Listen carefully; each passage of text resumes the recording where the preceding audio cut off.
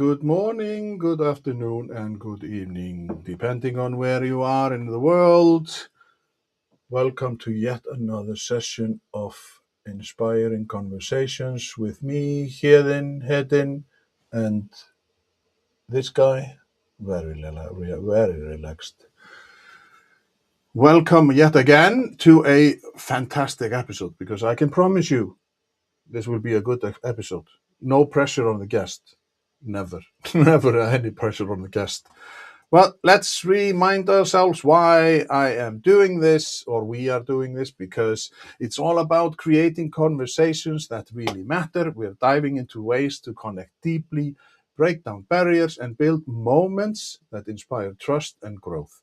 Whether it's with your team at work or in your everyday chats, we will bring more positivity, realness, and impact into every conversation. And as always, I am in Kópavogur, Iceland, a town close to Reykjavik, to the capital, and I live very much close to the sea, as do most of us, because we are surrounded by the ocean, as we are an island, in case you didn't know. So let's go to the book and to my guest. And my today's guest is Kelly Schuknecht, and she has written a book, Unlocking Your Authority X Factor, a guide to personal branding and thought leadership that works. And drum roll, please. Yay!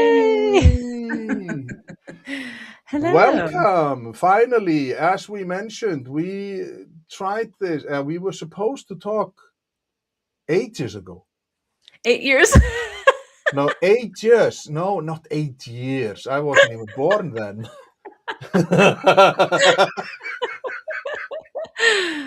Restream wasn't even born. No, like, when was it? Were we supposed to talk in January? No, I can't remember. I can't even remember. It was a couple months ago, a few weeks ago. Oh, yeah. It's so difficult to be 29 plus, isn't it? Yes. So my challenge, and the reason we didn't meet then, is our very different time zones, and I got confused with the time zone difference and the scheduled time. So I apologize. Well, you are not the only one. Like, why are we doing this? Why can't we just be on the same time zone? Well, then this time would be like weird for you. 9:30 in the morning for me. What time is it for you? 3:30 p.m. Okay. So we are like, I'm finishing off the day. You are starting your day. Yeah. But finally, and oh my. And we have a listener on the line, David Pushkin. He is a great friend from the UK, and he says, paging made year of happiness.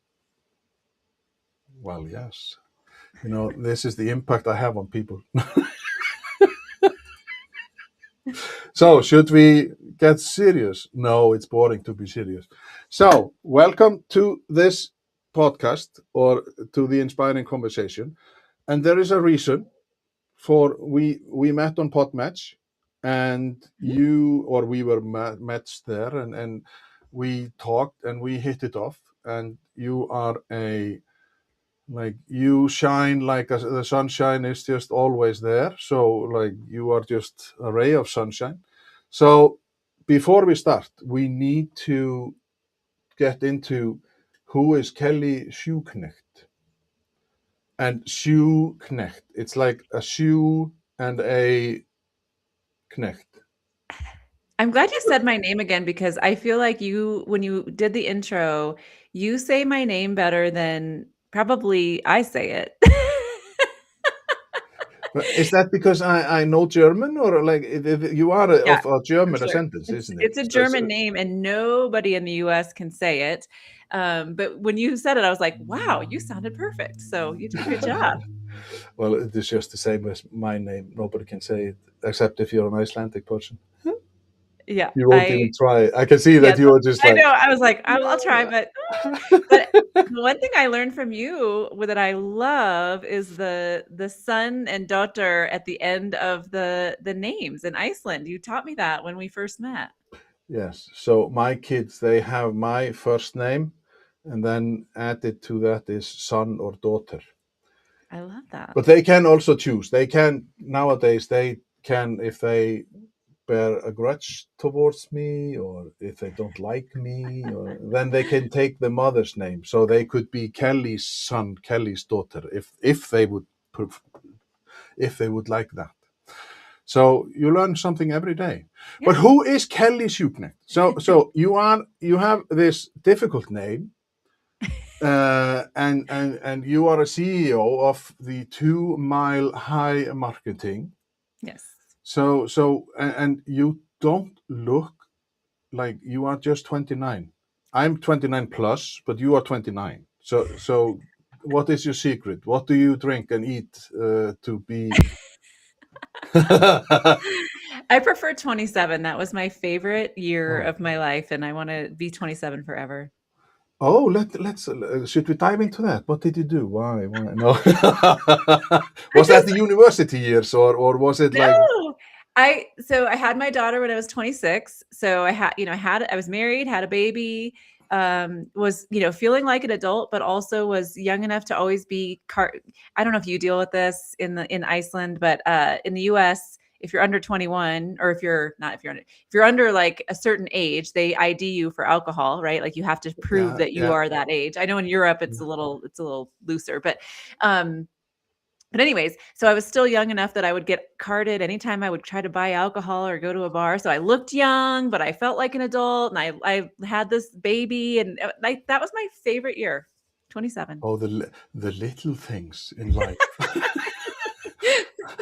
They asked me for my ID. They don't do that anymore, Hedden. No, well, yeah, but how is it? What is it that Kelly Schuknecht does? Like, okay, then you probably have had another kid, or do you only have one kid, Three. or I do have you? three now. Yeah. Yeah. Oh, no wonder they stopped asking you for ID. Yeah. Yeah. That's very grown up. But did you were you lucky enough, if I can say that? Did you finish university before you had your kids, or Yeah. you? What is your background? Like, why is the like? Talk about the 2 Mile High Marketing. Like, what led to Yeah. your company? Yeah, so actually the university part of it is interesting because my degree, what I studied in college was actually Spanish, which has absolutely nothing to do with what I do now. Yeah, I studied Spanish because I wanted to travel internationally and work with Spanish speaking people. Like that was just what I wanted. When I first got out of college, I started working in a nonprofit. So for a few years, I worked in nonprofit with Spanish speaking women in a homeless shelter. And pretty shortly, I knew that that was not a good fit for me, that I didn't like that type of work. Where I really excelled was on the admin side. So pretty pretty quickly, within a year or two of being in the nonprofit, I started working on the grants side. So doing grant writing, grant reporting, that kind of thing. So I kind of quickly moved out of the Spanish part of what I was doing and into more administrative work. From there, I started working in a publishing company and ended up running a publishing company for 10 years, and also had nothing to do with Spanish, but I got a lot of experience in the publishing world. Left there and was working in marketing for about 7 years, kind of just a career pivot. And in 2024, I was laid off. So my company was acquired. I was laid off from that position because my role, I was in marketing, and the company that acquired us had a marketing team, Yeah, and yeah, yeah. yeah. And so at that point, I had to decide, do I want to keep working for other people and helping other people build their businesses, or do I want to try this on my own. And so I decided in 2024 to start 2 Mile High Marketing, and kind of taking the experience I'd had over that kind of almost 20-year career so far, where I was working in publishing, helping business owners develop their thought leadership platform. I decided to turn that into a service offering. So not just going to market as we help anyone with anything related to marketing, but very specifically, we work with business owners who want to develop their personal brand, develop their thought leadership platform, go out, speak on stages, really become known as the industry expert, and that's what we help them with. But how? So, but as we Have always I know, stumped you, yeah, there are many things that I would just want to dive into. So, Helen? so because okay, granted, it doesn't matter. Just if you have your degree, then you have your like the doors will get open. And even though like and working with the homeless, that must be very difficult for a person of young age, because that is horrifying sometimes, Yeah. because you never know who will show up. But how did you? Because when you were telling me all of this, I was just like, she is this previous kind of a human AI, like help, because grant writing, like applications for grants and stuff, it's not easy, because you have to know stuff, and how much do you put in, and when is too much, too little, like blah blah. Because so why did you enjoy it? Because I find it horrifying. I think what I learned in those first few years of being in that nonprofit was that I was actually really good at the deep work kind of thing that other people weren't as good at. Like some people didn't want to sit down at a computer all day and be writing. So we would take like stories of success stories within the shelter. How somebody had come to us. Maybe they had lost a job and they were living on the street, and how they turned their life around, and how the organization helped them. So I was like writing these stories and then capturing kind of how the funders' money was used within the organization to help people. And it was something that I never would have known to study in college or to do, to go into. It just kind of, I think, because my skills were a certain way, it kind of led me down this path of working in that area. And then I saw that I was good at that. Then when I went into publishing, I did a lot of writing, a lot of blog writing, a lot of social media posts, a lot of storytelling, right, around in this case, it was the company and what we were doing and how we were helping authors. But I just had this natural skill set around that I didn't even really know until I started working and had that work experience. But David says, even the charming host Hedin, such an encouraging conversation. Now, can you dig that? Like David, of course I am charming. Like, who wouldn't like me? Like, but when you say that it came natural to you, now I have to ask you about, like, let's get way back when you were growing up. Because if you have this in you that you can just write, you can see stuff and then you put it, like, that is a gift, I presume, because, and you must have it from somewhere. So when you were growing up, did your parents like read a lot to you, or did they encourage you to write? Like, because there is an element that you have to, like, you don't just wake up and say, oh, I'm good at this. Like, it must have been somewhere in you. Yeah.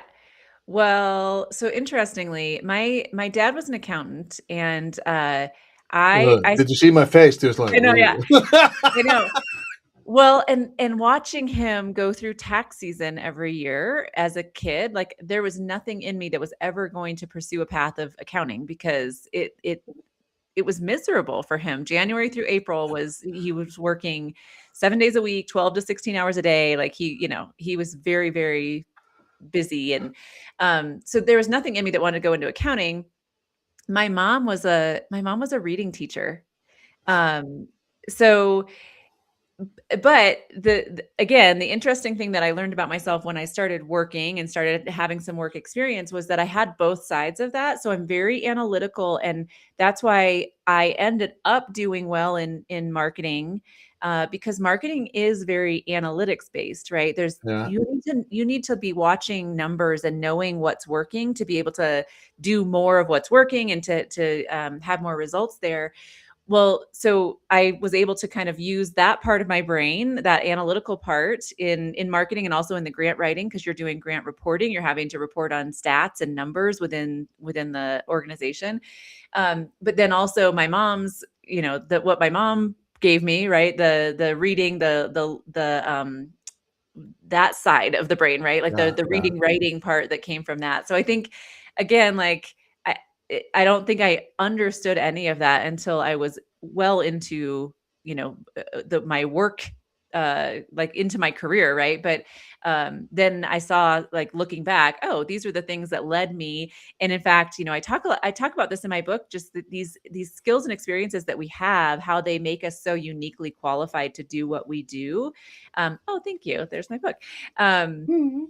I call that your authority X factor. Like there's parts of us, like you brought that up, like what were those things in me that was just like those innate skills that I maybe was taught from my parents, but also maybe just were natural skill sets that, that I was given from my parents. And then also the experience that we have in our career that starts compiling over time, and all of a sudden you have these skills and experience that makes you unique, and it makes you uniquely qualified to serve clients in a way that nobody else can. And that's really what that book is all about, is helping you identify what that is in yourself so that you can develop a personal brand around it. But before you wrote the book, is this your second book? No, first Well, book. this is my first book, really, technically. I have done a Yeah. lot of ghostwriting. So I have done a lot of writing, but this is my first, book that's my name and out there. My name, Yes. yes. It feels good to say that, doesn't it? Yeah. Like, Yeah. yeah, it's my name. But when so you got laid off in 2024, and Yep. and you had to think and probably like, okay, hubby, we need to sit down. I'm like, I have been laid off. We have 3 kids. They must have been like a little older than like Yeah. High probably school. yes, so they have, yeah. So did he go with you on this adventure, or is he like a plasterer, or is he something totally different? So my husband owns now 3 businesses. At the time it was 2 businesses. So he is a business owner himself. And so he was very encouraging of me doing my own thing and starting a business, because for him, there is no other way. Like he doesn't want to work for somebody else. He doesn't want to, have to ask for time off, and the things that you deal with in a corporate environment. That was not he doesn't want to work a 9 to 5. He doesn't want to go in at certain hours, and the saying, like, I don't want to work a 9 to 5, so instead I work Yeah. 24/7, right? Uh, yeah, the beauty of being your own boss, you are Yeah, never yeah, off. You are yeah, never off. yeah. Right. But anyways, yeah, but he was very supportive, and yeah, I mean, he and I, like, have had to work through a lot over the last couple of years, because it's not just easy right out of the gate, but Yeah. It it's takes been worth time. it. It takes time to build Yeah. up. But is he in a similar businesses, or is he in totally different? Like, Very different. So I am very much I sit at a computer, I do work at a computer, I do lots of meetings with people, right? He owns a coffee shop, a restaurant, and now a coffee roasting business. So very hands-on work, location based. He hates working on a computer, so very, very different type work. so he is in the I have been once to a coffee tasting, like, when you can go to a red wine tasting, and I went because I met some guys in at a little town here in Iceland, and they opened a coffee shop. They were from Colombia, and then they said, "Oh, do you want to have like a coffee taste?" And I was just like, "Can you do that? Isn't it just strong or extra strong?" And then we taught how they because coffee is not just coffee, because when we tasted it, I was like, oh, this is just like, no. This is just water with a little bit of brown color. Whereas I went for the big stuff, the strong stuff. And they said that is typical because the further south you go, then the coffee is milder. Oh. Whereas we here in the north, in the Nordic region, they say sometimes like the coffee is so strong that you just like ding and you are just awake. And I was like, oh, I didn't realize. So business, it's fun. So he is doing a lot of coffee tasting and thinking about coffee. But you are not only with you have also a podcast. I do actually have two now. So I have my first podcast is Beyond. Yeah. I'm a little overachiever. Sometimes I think I have like 4 full-time jobs, but Yeah, I was just like, where are the kids in all of this? Like, do they like, Mom? Well, the beauty of when your kids get older is they don't want to be around you anyway. So, they were in that phase of life. Yeah. But I have Beyond the Bestseller is my one podcast where I feature female authors of nonfiction books. And I've had that podcast for a year and a half now or so. We're on like episode 80, something like that. And then with the launch of my book, so my book just came out about a month ago. I also launched a podcast called Authority X Factor, where I feature thought leaders who are great examples, doing great things, and that we can learn from. So my book is Unlocking Your Authority X Factor. My podcast is Authority X Factor, and we're just on like episode 10 or something right now. So we're getting started. Is that only audio? Is it both, or Both. are you in? It's a video like this one. So going to your book, and you talk about the leadership. Or people in leadership, or like the people who listen to this podcast, because you talk about you inside in the book, inside the book, you say you will discover how to authenticate your value, claim your visibility, build unshakable credibility, master consistency. So why are these things important? Yeah. So when I in the book and when I go out and speak, I talk about those 3 pillars. Like so basically those there was 4 bullet points there that you mentioned, but there's 3 pillars of building your personal brand or building your thought leadership platform. Right. So visibility, getting visible in front of your target audience, because nobody's going to know who you are unless you show up, right? And what does that mean? It could mean being on podcasts like this. It could mean doing social media. For a lot of us, if you're doing professional services, if you're B2B, if you're working with other businesses, you want to be showing up on LinkedIn, right? So knowing where to show up and be visible is number 1. Number 2 is credibility. So this book is exactly that, right? Like I wanted to establish my credibility as an expert in this topic by having that book in hand so that people associate authors, people who have that book in hand as, being the expert in that topic. So for me, that was a credibility piece. You don't have to have a book necessarily, but other ways you can build credibility would be having case studies, showing the examples of what you've done with your clients, infographics, like showing your knowledge in different ways, right? And showing up in a way that people see you as the expert on that topic. And then the third one is consistency, because so often we get busy. Business owners are incredibly busy in the day-to-day, right? Everything that's going on, and we forget to show up. So consistency is really important in just like setting something on your calendar, or setting a kind of a number of posts you're going to do every week, or a number of, blog posts you're going to do, or newsletters you're going to send. Or it doesn't have to be overwhelming, but just giving yourself some basic numbers as a guideline of like, I need to be doing this. Sorry for the dog. Good morning to you too.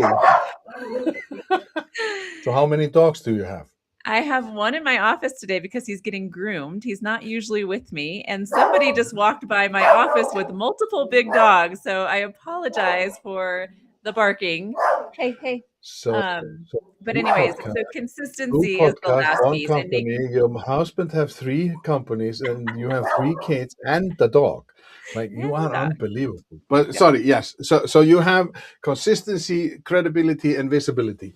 So, but is because there are so many people out there who have, like we heard, me and my wife, we are both, we have, this has been a long process. I quit my job in 2020 and wanted to start my own business, but then came COVID and I have been doing odd jobs or whatnot. And then we were talking about, she met somebody who said, you post on social media, and when you think that you have posted enough on social media, then you have to post more. And I was just like, oh, I like Yeah. it's a really, like, that is a threshold that you, and you are just like, I don't want to, marketing yourself is the hardest job ever, because you get fed up by posting all of those, like, Well, me, and I me, think me, me, me, me, me, right, me. right. Yeah, it can feel like that, right? And it can also feel like I've said this a million times, right? Like Yeah. I'm talking about the same thing over and over again. But the thing is, somebody who, let's say you put something out there today, like I help people, for example, I help get people get on stages, right? So let's say I put something out there today talking about how, about getting on stages, about how important it is to be getting out there speaking and the benefits of speaking, whatever. And somebody who sees that post today is working a corporate job and they're not, like, it doesn't mean anything to them, right? But 6 months from now, let's say they got laid off and they are now in a place where they're starting their own business, and they are now in the place where, oh, getting out and speaking might help me grow my business, right? So they're not going to remember that post that they saw 6 months ago when I posted it, right? But now in this day and time, it's relevant to them. And that's why you have to show up consistently, because you never know when the thing that you're talking about is going to hit the right person at the right time. Uh, uh, And to everyone else, it just helps establish your positioning as the expert, right? So it's not going to feel like it's not going to feel like too much to other people. It feels like it to you, but other people, it's really just constantly reminding people that you exist and that you can help them in the ways that you're able to help them. I had a client one time whose go-to phrase was, 80% of marketing is simply reminding people that you exist. And I love that quote because it's 100% true, right? So it's reminding people that you exist and that you can help them with the thing that you can help them with, right? And so that's what we have to just be. We have to get over ourselves and our fear of, like, our fear or our maybe exhaustion of the marketing content, and just set very realistic goals for ourselves. It could be showing up on LinkedIn twice a week. It doesn't have to be 10 times a day every day, but showing up in a way that you can show up, you can share something, you can be helpful, and you can remind people that you exist. well, I was just talking yesterday to a good friend, and we were talking about imposter syndrome, because I was just like, somewhere there is some barrier, which I like doing this. This is just like a talk, and I can ask you questions and stuff. But doing something afterwards where it's only me in front of the camera, I think I would puke. Like, I was like, it's just an overwhelming feeling. And I thought, like, yeah, it's imposter syndrome. He said, no, you're lazy. And I was just like, what? Yeah. And then after a while, I was just like, okay, I'm lazy. It's really hard to talk on camera to yourself. I think anyone who does that, who does solo podcasts where they're just talking, I'm in awe of those people, because That is really hard to do. My Authority X Factor podcast, my team was like, we want the first episode to be you introducing the podcast, And so I just tried to get on for 5 minutes and just talk like as if, imagine head in on the other side of the camera and just talk and tell them about your Yeah, yeah, podcast, yeah, right? yeah. It's like, and I could not do it. I recorded version after version after version, and finally I'm like, okay, screw it, I'm gonna script it, and I'm going to just read the script and try to be, so I did it that way. It feels less, it feels less conversational, less authentic, but I was like, I cannot just talk to myself on the screen. So I'm with you. I think it's hard to do, and I don't think it's laziness. I think it's so much easier me having a conversation with you and we're going back and forth than if I'm just Yeah. looking at myself and trying to tell myself something about what I'm doing. I remember when my wife did this, and I was just like, yeah, you do it. And I pushed her, and when she did it for the first time, she has this. It was called the Saturday morning coffee cup, or so. So now it's on Sunday. But when she did do it for the first time, she said like her knees were just like. "Whoa."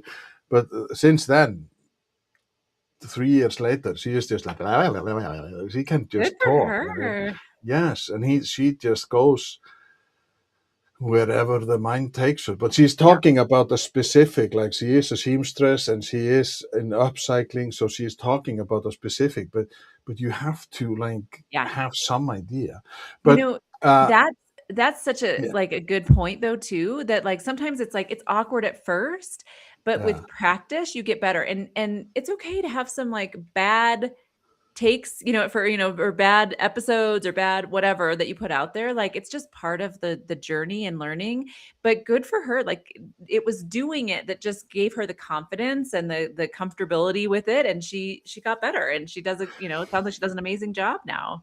yeah. But for me, that's why I like this. This is live, and Yeah. then afterwards we can't do anything about it. It Yeah. is just out there, and because I think that we are a little bit too much clean cut. Like we have this Too polished. polished. Yeah. It's just way, and it's boring because how can you have a laugh, or how can you do this or that? Like it just. So we need to somehow, because when nothing is as polished as, like, we need to have fun, and Yeah. we are like, we have to laugh at ourselves. Yeah.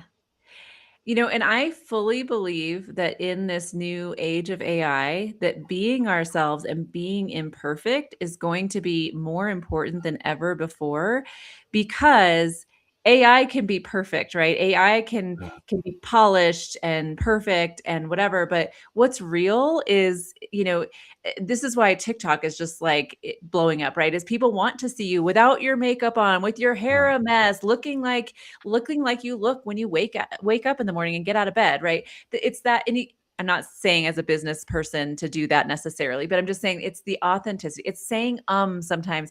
I yeah, actually are you familiar with Toastmasters, Hedden? yeah. I have heard about them. Yes, yes. Okay. So Toastmasters is all about refining your speaking skills. So being able to speak kind of off the cuff, to go up and talk on any topic and just be able to, to do it well, right? And one of the things that they are very adamant about is cutting out the ums and ahs and the filler words in our speech, which I think is a great thing to practice. But I also fully believe that it's okay to be genuinely yourself. And I say when I talk sometimes, right? Like so, and right, like that, what I just said right there would have been a filler word. I would have gotten docked a point for that. And I just think it's better to show up and be you. Can you work on some of those skills? Yes, but I don't think that we need to overthink it, because that is what makes us freeze and go, I can't speak to the screen. I can't record this because it's not going to be perfect. It's okay to not be perfect. I think I use the word like. Yeah, It's I do too. like, it is just, but is like a thinking pause. Like you are just, where am I going? This, like, because okay, you don't want to sound like an idiot. Yeah. Except me, I'm don't care. But David Pushkin, he says, would you say your love for writing was more nature or nurture? Would you say you have a curiosity mindset? Like, but are we going back when you were a child, or was it, did you enjoy, like some people, they enjoyed drawing, painting when they were kids, and then they just lost it, but then they maybe went back to it when they realized that they didn't want to be an accountant. Yeah. I I mean, I don't know. I would say nature. Like, I think that, yes, there were things in me that, my mom took me. I have memories of going to the library as a kid and doing the library challenges and, mom reading to me, those things. So maybe that was the nurture part of it. But I also think that, the math analytical side that I mentioned, that was like, it was just naturally in me. It naturally my skill set, right? Like, it wasn't something that I just, oh, I have these great memories of doing math in school. No, I don't. I just am good at it. Like, um, I got a gold star in math.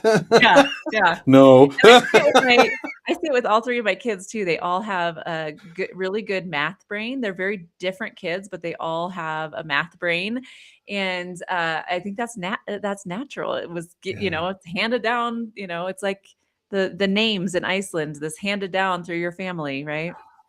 Yeah, but we were talking about, because he is David is commenting about all about being known, liked, Yeah, and build trust. yeah, It is about how people perceive you.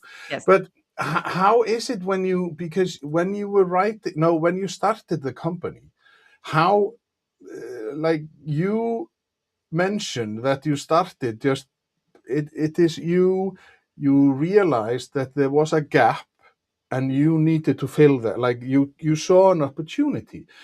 But how is it, like, are you still alone, or do you, because you mentioned the team, like how is that, a marketing team on your payroll, or do you pay people to do it? Like, how is it, because you have a dog, 3 kids, and a husband who has 3 jobs, like when do you have time to do all of this stuff? yeah, yeah. Well, time, yeah, I don't know about that, but Ah, um But I do have a team. So I really quickly, when I started the company, I hired a couple people that were people I had worked with in the past that were in the Philippines. So they were inexpensive for me to bring on. And I have since hired some people in Canada and the US. And so I have a team. And they do the majority of the client work. So my role, oh, you can see the little Barker back there behind me. oh yeah, he's Yeah, beautiful. and you can Yeah. see he needs a haircut. That's why he's here today, because he's gotta go get his haircut. Um, anyways, but, my team, yeah, they do all the client work. They, make sure that we're on top of things. They're, doing research for events for our clients and things like that. So I've been fortunate to be able to have, to be able to build a team. One of the things I knew when I first started this company was that I did not want to do this work alone, that I wanted a team, that I have always, I've always been a team builder. That's what I've Yeah. done in my career, and, I didn't want to be by myself every day. I wanted to have a team around me. David Pushkin, he loves your thoughts. Like, and okay, he says, who does not like a conversation with this mayor of happiness? He's on fire, loving Kelly's thoughts. So, thank you, David. Well, it's David, I fun. don't know if Like, you've connected with me yet on LinkedIn, but we should connect. Sounds like. but he has, like, his story is unbelievable. I met him in 2020 somewhere, but he, unfortunately, he got some eye disease, so he is sight imperative. Do you say Oh, that? wow. But Impaired. Yeah. he is such a strong person, and we have this regular gathering. Like, we meet first Saturday in every month and just blah blah blah blah blah blah. But we have never met in person, and that's tragic. Like, Wow. so it's just fun. But okay, but because you are used to, you have to, because when you have been on I gather that you had somebody who you sent the look. I have written the first chapter, and you sent it to somebody because you must have had you had an editor, didn't you? I had an editor. I also had beta readers. So when I finished writing the book, I was really nervous about sending it out to anyone to read because I didn't want to get feedback that would make me have to do anything, have to revise it in any way. Like I just was like, ugh, what if they tell me that this point didn't get across or this, whatever. That was like a part that Okay. I struggled with. But I sent it out to 10 beta readers, and actually that process was amazing because the beta readers came back with very minimal edits that I needed to make, but really good constructive criticism. Anything where if I repeated a story or Yeah. if they didn't understand a point that I was making, those things were really helpful. And then I finished up the book and then sent it to an editor. So I had an editor then go through everything as a final round. Yeah, so I had lots of eyes on it before it went out. Two questions.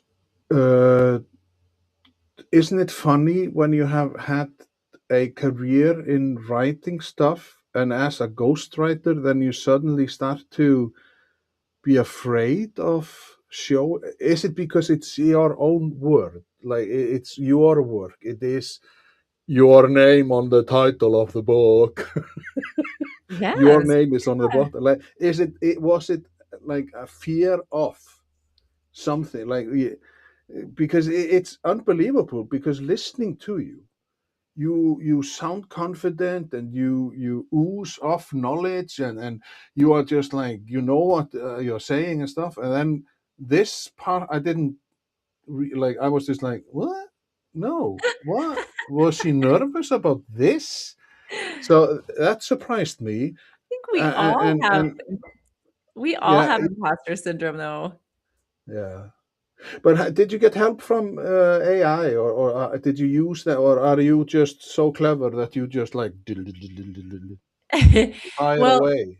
so the way that I used AI is so I did 60 podcast interviews last year, and I pulled for every one of them where there was a transcript. So if it goes on YouTube, I can pull the transcript. I pulled every transcript and I put it through AI, asking it where do these stories fit within basically like the chapter outline of what I want. So every podcast episode I'm on, every host is asking me questions. I'm responding with stories, right? I'm telling you about my journey. I'm telling you about being laid off, about starting my company, whatever. And so I had it tell me like what were those stories and where do they fit in, right? And so that was really helpful in shaping the outline of the book and kind of figuring out like the flow of things. And then I had it help me. So then I went through and wrote each chapter, but the end of each chapter has like a worksheet that helps Hmm. the reader take what I'm teaching in that chapter and apply it to themselves. So it's a couple of pages where it will ask questions, give kind of like a homework assignment kind of thing. And so I used AI to help me kind of create those worksheet pages because I'm not a teacher. I'm not that's not something I studied, but it helped me kind of helped me help the reader apply it to themselves. So I think AI is a very, very helpful, useful tool. I also think, as a ghostwriter who has worked with people who think they can now write their books with AI, that it can be very dangerous in that way because Mm. it's also very recognizable. And so anyone who recognizes the signs of something being written in AI is going to know that. So people who think that they can write their book in AI need to be really, really careful because they're going to probably create something that is junk and going to reflect negatively on them instead of being, uh, you know, Mm. a good Yeah, thing. I took all of my transcripts after 35 episodes, and I asked AI to find the commonalities in Yeah. those conversations. Because like our topic is owning your voice, how thought leadership helps you lead, work, and live with clarity. And that is like there are some common, like we are talking about the leadership and what to do and how to fit, because and then my biggest issue, like I would always tell people, just own a mistake. Don't be afraid if you do mistakes as a leader or whatever, and just say, "Oh, I just walked right into that one. So can you help me because I need help?" Like there is nothing wrong because you are not God in the business world. But live with clarity because we have time flies, as I mentioned. Time flies when you're having fun, and we have like 15 minutes left. So how important is clarity in the business world? Like how is it for you to know where you are? Like you are here now, you were there, you are here now. How do I move forward? Yeah. That's a really great question because so one of the things, I mentioned that when I first started the business, I wanted to be very specific about what we offer. Yeah, Now, there are more things that we do for clients, and yeah, I don't talk about those things when I do podcast interviews. I don't talk about them I'm very careful about how I present what we do because I want it to be clear to people. I don't want to, oh, well, we could do this thing, we could do that thing. The reality is, if a client needs help with certain things, we will help them with those things. Like if it's sending a newsletter, writing a blog post, doing other social media content, we can do those things, and we do for clients. But it's not what I talk about in social media. It's not what I talk about when I'm on stage, because I want them to see us specifically as thought leadership marketing, helping business owners develop their thought leadership platform through the framework that we talked about, right? And so while we can do other things, I don't want to bog people down with too much information that then they're like, oh, what does she do again? She's in some kind of marketing, right? Like I don't want their mind to go yeah, there. I want them to associate me with thought leadership and personal branding. So I think it's really important. Now, it doesn't mean you can't do other things. You can, but you just want to be yeah. really clear in how you present yourself to the world so that they immediately associate you with that thing, whatever that thing is, right? Um, and I think that, think of that you probably have people in your professional network where you're like, they do, like I've known them for many years, but I couldn't really say exactly what they do or how they help people, right? Because they're not showing up in a way that's clear. And so the clearer you can get in helping people understand who you help and how you help them, the more people are going to be able to tell other people about that for you, and be able to send people your way because they're going to immediately associate you with that thing that you can help them with. Yeah, yeah. I'm just thinking, funny. I went straight away to, yeah, I'm probably the happiness guy. Oh yeah, he's from Iceland. He's just like he's always happy. So you need some But clarity, Hedden, it sounds like. well, yeah, thank you. But how is it? Because I connect clarity with vision. Like because when you started in 2024, you had this idea of, yes, I want to uh, give people the opportunity to do. You saw a gap and all of that, but you had this vision in your head going forward. And how do you see this leader, like this building up a good leadership, or a, what do you call it, the thought leadership? Like how do you go forward? Like when is it, do you feel that you have emptied the first part of your vision, or are you constantly walking with the dog and then, oh yes, I could go there, or trying to figure out, because you don't want to wake up in 2031 and say, oops, I'm obsolete, like nobody needs me, Yeah. Yeah. because you have Yeah. to non-stop, like you have to innovate. Right. Innovate. Yeah. So I think I for me, it was important for me to make decisions quickly when I first started my business because I needed to grow quickly. I had to. I Yeah, needed the income, yeah, right? Like I was like, I've got to. make decisions. Now, could they have been some of the wrong decisions? Absolutely. But I couldn't sit and overanalyze, overthink things, get into analysis paralysis. Like I had to start moving forward. And I did, and I was able to grow pretty quickly. Now, my book that you showed, that was born out of realizing when I would go on stages and I would speak to people about thought leadership, about personal branding, that so many people were interested in what I was teaching. They were coming up to me afterwards. They were scheduling calls with me afterwards. They wanted to talk to me about these things. But a lot of times they were small businesses, solopreneurs who didn't have the budget to hire an agency, but they saw the value in what I was saying. Like, yes, I need to build my personal brand. I need to have that clarity. I need to get visible. I need to do these things, right?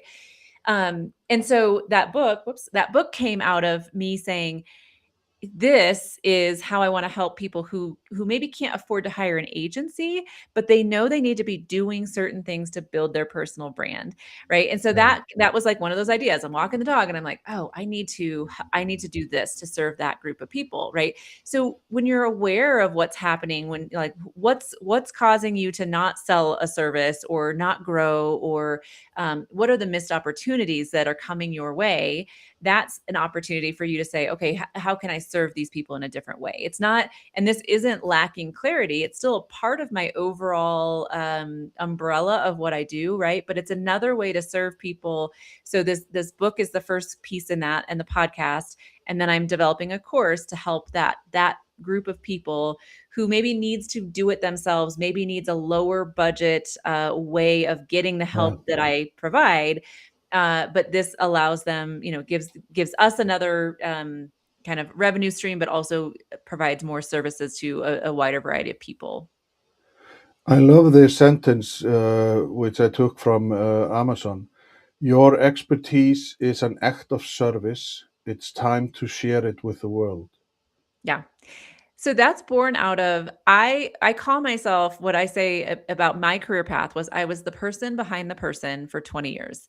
So I was the person that person was the visionary. They knew, they were the decision maker, everyone, they were the face of the company, right? And I was the one behind the scenes making them the face of the company. I was the one, helping them write their content, getting them out there on stages, doing all of the behind the scenes work. And, for me, it was like, I didn't realize the potential that I had to do the same thing for myself. And so I want to help other people realize their own potential and get out there and kind of get over that fear, imposter syndrome, or whatever it is, that we're capable of so much more than we think. Laziness. It's not lazy. If you're lazy and don't want to do it, then don't do it. But if you really want to develop, your personal brand, like you have I'm saying Hedden, but anyone listening, you have unique skills and experiences that you can offer to the world. And I want people to lean into that. Yeah. But how is it? Because when you were talking about, and I just my heart skipped a beat when you said like you had to just decide and you had to do it fast and quickly. Because my wife, when I started this journey, my wife was always like, why do you have to read so many things before you decide doing something? Because I am like, oh, I have to, this is interesting. And then you go like, before you know it, you have read 50 articles, you have read 3 books, and you are still in the decision mode. Yeah. Still creating your strategy. Like, well, maybe yes. maybe, yeah.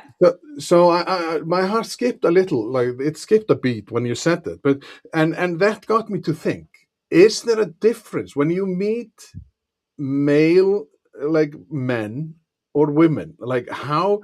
Because you must have some fun stories where you talk to people and they like get their claws out and just like. Like, is there a difference between people? Because this is something that you have to really, the threshold, you really have to like, okay, take no prisoners, just go out there and do your stuff. But I fail and I learn from my mistakes. But when you like, do you have some good stories about this? Like, do you remember some people where they were just like, oh no, you are crazy. Yeah. You must be German. You must be German. You know, the one thing I've noticed when it comes to like men versus women in when it comes to personal branding and thought leadership is that, you know, I started my podcast Beyond the Bestseller because I thought I was going to work with women and help women establish their thought leadership platform. So that was the focus of that podcast. And I realized that so many women do it themselves, that they have small businesses. It's a, you know, business of one, and they do everything themselves, where the men are the ones who hire people to do things for them. It's maybe sounds very sexist the way I'm saying it, but that is what I have experienced, is that women are like, no, no, no, I can do it myself, right? And men are like, no, put me out there. Like, yeah, I'm the expert. I can go out and speak on anything, right? And so now I have women clients who are, you know, it's not like everyone is this way, but I've just noticed that the tendency is more men are just like, yeah, put me out there and, you know, I'll get on stages. Who Not How. Yep, I've read that by Dan Sullivan. So but it is this women thing. Like, no, no, I can do it. yeah, There is something about the independence. yeah, which is fine. You know, it's fine, but I think women hold themselves back so much because they want to do everything themselves, and they feel uncomfortable putting themselves out there and, you know, showcasing themselves as the expert. And you know, they maybe have that imposter syndrome, or they just think smaller. They don't see themselves as this, you know, bigger business owner. And or because they're doing everything themselves, they can only do so much, so they, you know, they're holding themselves back in that way. So I think that's more my experience than like a, you know, anything else like gender wise, as far as, you know, putting themselves out there. But I've really noticed that since I started my business.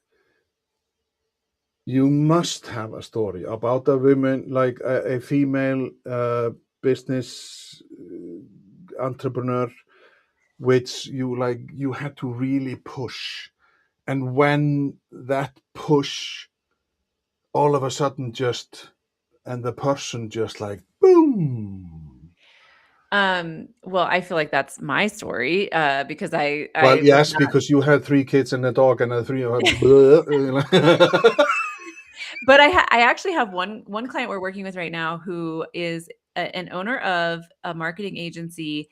They have been in business for 25 years. They have 25 plus people on staff, and he every time we talk about getting him on a stage, even though he came to us, he hired us to do this. But every time we talk about getting him on stage, he's like, "Oh," like he is dreading it because he's just like, he knows he needs to do it, and yet he's Uh-huh. like, he would so much rather be hiding behind his computer and just heads down doing his work, right? Yeah, So yeah. we haven't seen the flourishing that's going to happen after the after part of it yet, but we're going to get him there, and he's on board. If we get him a speaking event, he's going to go, but he just is just, I don't know, he just is not comfortable with it yet, you know?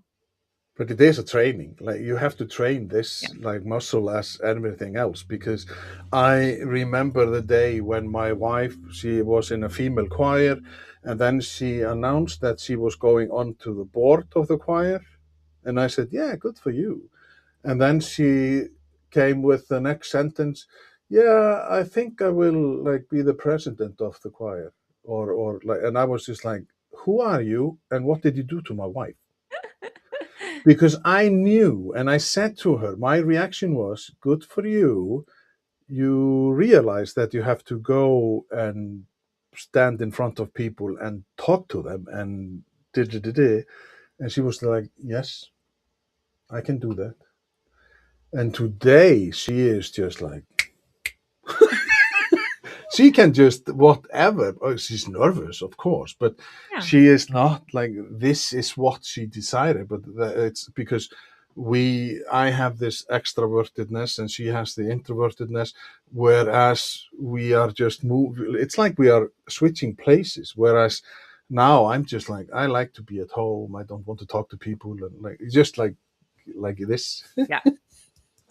So it is just, it's a training. It is a training, as probably as when you're writing, then it is a train. You have to train the brain writing muscle. So, but do you know what? We have been speaking for an hour. Flew by. It is, and it has been such an honor, or just like this was a blast. This was really fun, and it's just so many things, and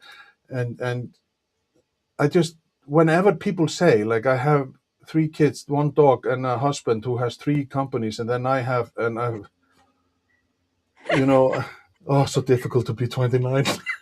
No, 27. Sorry, 27, yeah. 27, but we're taking so 27. yeah, so people can find your book on Amazon. And I think this should be like everybody should buy it.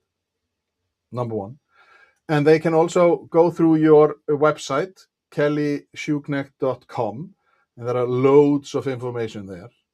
And I think that people have realized that you are a people's person. So please find Kelly on LinkedIn, Facebook, YouTube, Instagram, and TikTok, and just connect with her. And because you are amazing. You are just amazing lady. Thanks, And Hedden. it's just, yeah, well, compliments to those who should get them. So, but before we close off, I just want to mention that next Thursday I will be talking to Ethan Riceboard, and that is Thursday, 7th of May. And he is just the topic is, what is your body trying to tell you? He is going to tell us about that he had headaches for a migraine, and then he did something too, and he has never had them. So what is your body signaling when you start to feel pain in the shoulder or in your ear or wherever? So please come and join us there. And then, as always, be curious, be interested, and be inspired, and support Kelly in this instance. Buy her book and do whatever. And Kelly, just this was awesome. We got to laugh, and we got to like hear the dog, and so many surprises. And my jaw Yeah. was on the floor several times because of the 3 kids and everything, and 3. So you must give your husband a hug, because he must be a like good supportive husband. Yes, yes. So just Well, thank you for this thank hour. you. This was fun. I love talking about personal branding. So yes, please connect with me. And Hedden, thank you for having me on. Yes, thank you.